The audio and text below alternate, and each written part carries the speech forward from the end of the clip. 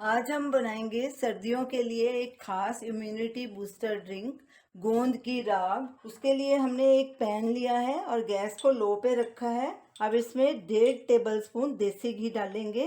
घी को मेल्ट भी होने देंगे और थोड़ा गर्म भी होने देंगे। घी गर्म हो चुका है। अब इसमें ये 1.5 टेबलस्पून गोंद डालेंगे और साथ साथ हिलाते जाएंगे इसे। और इसे तब तक पकाना है जब तक ये गोंद अच्छे से फूल नहीं जाए। इसे ज़्यादा ब्राउन नहीं करना। गोंद अच्छे से फ्राई हो गई है और देखिए फूल भी गई है। अब इसमें 2 कप पानी डालेंगे और गैस को मीडियम पे कर देंगे और कड़छी लगातार चलाएंगे और इसे तब तक पकाना है जब तक गोंद पिघल ना जाए। सारी गोंद पानी में अच्छे से डिज़ोल्व हो गई है। ये देखिए थोड़ा थिक भी हो गया पानी।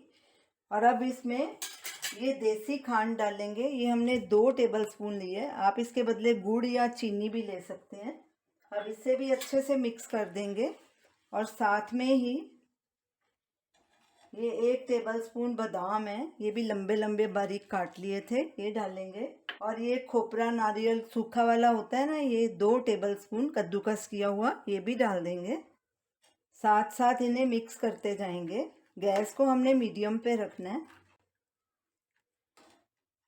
और ये कुछ मसाले, ये 1/4 टीस्पून सौंठ पाउडर है, 1 लौंग और एक छोटा टुकड़ा दालचीनी का, ये भी डाल देंगे। उसे मैंने क्रश कर लिया था। इनसे इसमें राब में बहुत अच्छा फ्लेवर आएगा।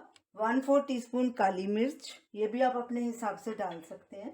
1/2 टीस्पून इलायची पाउडर। अब इन सब चीज़ों को अच्छे से मिक्स करेंगे। ये गोंद की राब सर्दियों के लिए बहुत ही हेल्दी ड्रिंक है।